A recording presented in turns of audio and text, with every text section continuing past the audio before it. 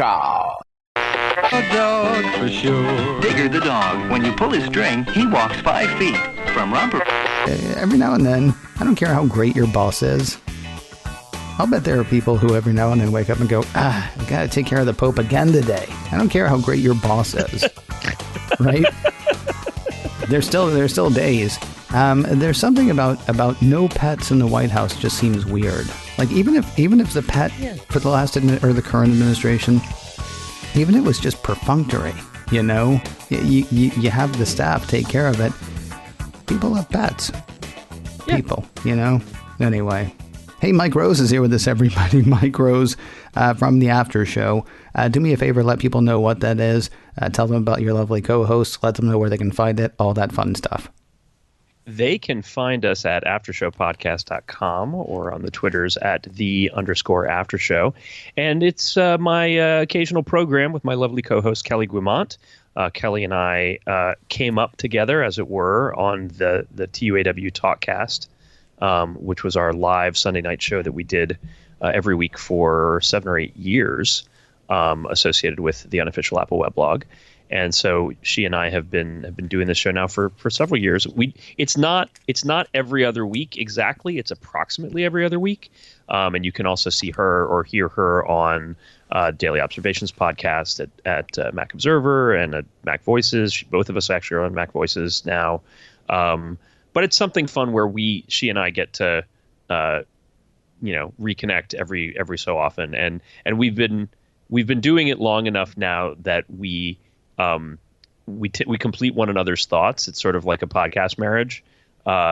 We were talking about the Mandalorian season 2, and I had seen the trailer for the Mandalorian season 2 and thought to myself, that sounds like the music they're playing in the trailer sounds like Tuvan throat singing. I should text Kelly about that. But it was a bad time of day and I didn't do it. And then we were recording the show and she said, "Did you see the trailer for the Mandalorian season 2?"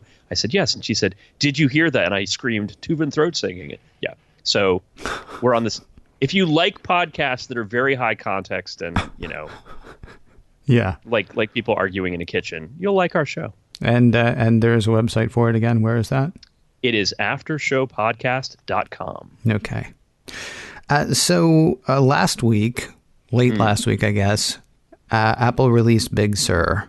And I couldn't help it because I'm doing 3 different shows a day now. And one of them, I had to title it, On the Road to Big Sur or The Rough Road to Big Sur or things like that. Because they named them after places. There's nothing they can do. I mean, if they were still naming after cats, it would have been, hunting something or being mauled by the latest operating system or whatever. I can't remember. You have or you have not downloaded Big Sur? I have not downloaded Big Sur, and it's because I actually don't personally own a machine that will run it, which is a strange thing to say. Yeah.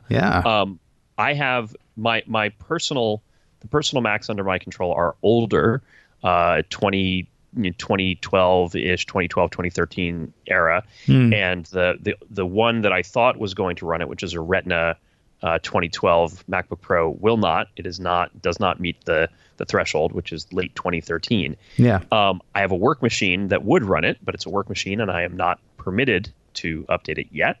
Okay. And the only other one in the house that I could plausibly attack would be my wife's. And I think we all know that using your spouse or significant other's computer as a test bed for a brand new operating system is an MLM, a marriage limiting maneuver. Yeah.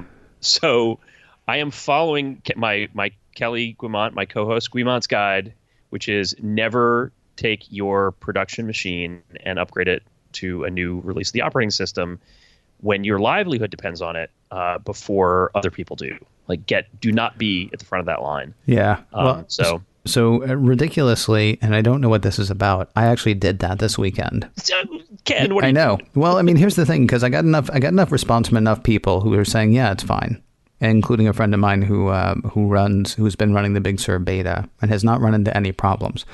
Now, funny story, you and I started about 5 minutes late today, because here's the one thing I wanted to check. I use Audio Hijack Pro to record our conversations on this show, and then other little audio bits that I'll use, like at the top of this show, for example. That's all stuff that I find different places online. Record those using Audio Hijack Pro, put them in, no big deal. And I even went to Rogue Amoeba's website. I think it's Rogue Amoeba that does Audio Hijack. Went to Rogue Amoeba's website, and they're like, yeah, we're totally working with Big Sur. And I thought, well, okay, because I know Adobe is, so that's fine. No issue.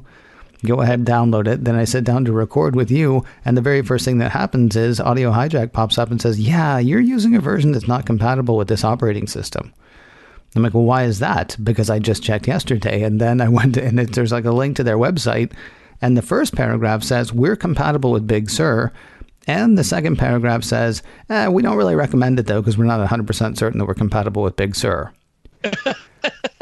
Now, luckily, It seems to be working, although I don't guess I'll know until we're done, and I have to call you back later and say, hey, do you have a tape recorder maybe we could use? I don't know.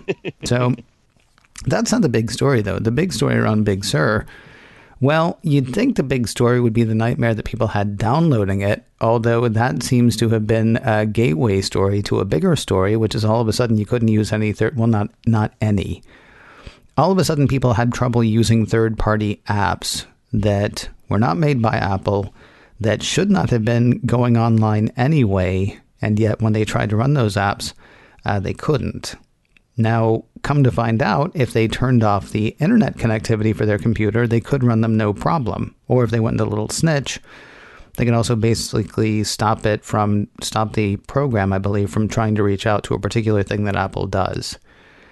Speaking in layman's terms, it's basically, with some apps, Apple has a notarization thing that it does, right? And every now and then it goes and it checks and makes sure, hey, has anything changed here? Has anything happened? I mean, it's basically a security feature that Apple actually bragged about a few years ago.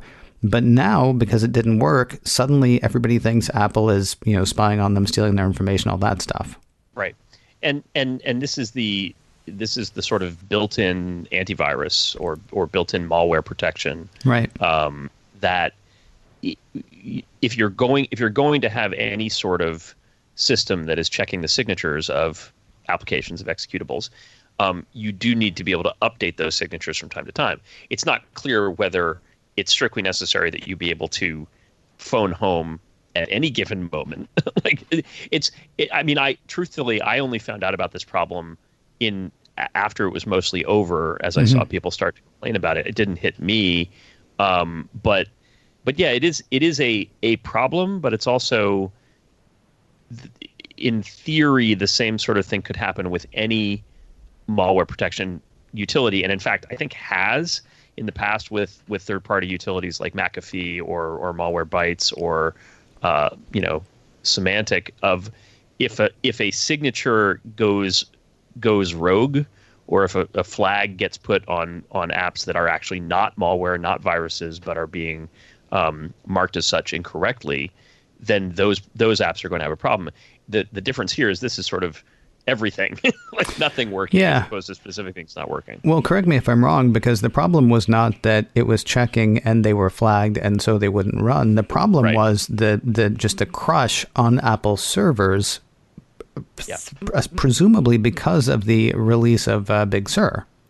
I haven't seen a root cause analysis of it yet, but that sounds plausible. And it was not that there was a mistake in any of the signatures or anything that was being flagged. It was, as you describe, an inability to phone home for whatever reason. So what I'm trying to figure out is, does this normally happen with Mac operating systems? And I don't mean the whole thing where, suddenly the crush of people trying to download it in the middle of the day struck me as surprising. That always happens with iOS. And I shouldn't say always, but, nobody tries to download iOS the first couple of hours because everybody's trying to download it in the first couple of hours. So when I say nobody, you wouldn't, I don't think. You'd probably wait until that night or the next day. I usually wait until the middle of the night.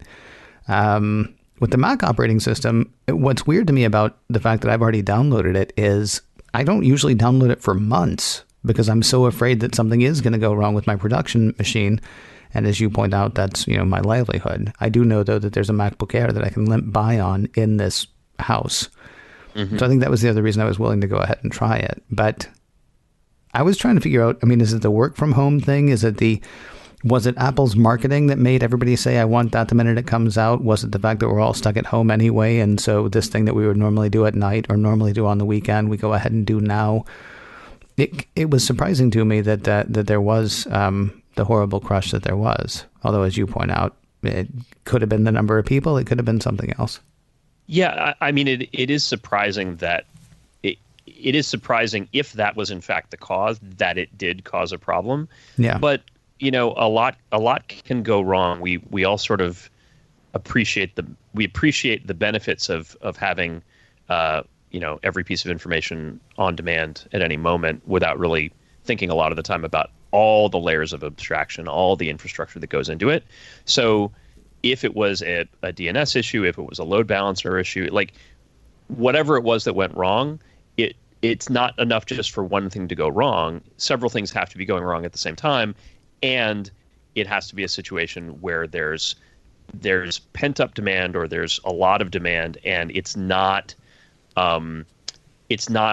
conducive to gradually drawing down the demand. Like as soon as you reboot whatever it is that's not working, if say it's a load balancer, it crashes again immediately because there's just so many people trying to get it at once. So I don't know again what exactly it was that threw a wrench into Apple's workings, but it's plausible to say that it was load related.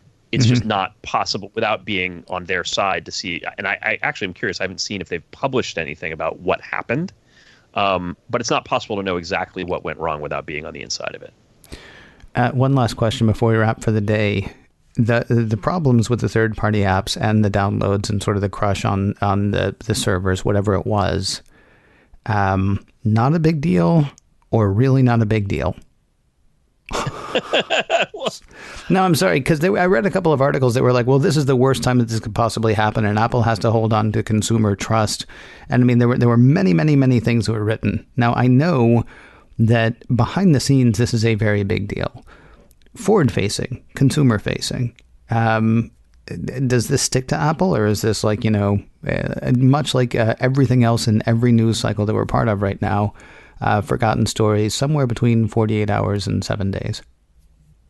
I don't think this is particularly sticky. I mean, Apple has a good reservoir of consumer trust. This is the sort of thing that can erode that, but it's not. You know, it would have to be going on at a more severe level and for a longer period of time to truly cause people who are outside the blogosphere or the punditocracy to really be severely concerned about it.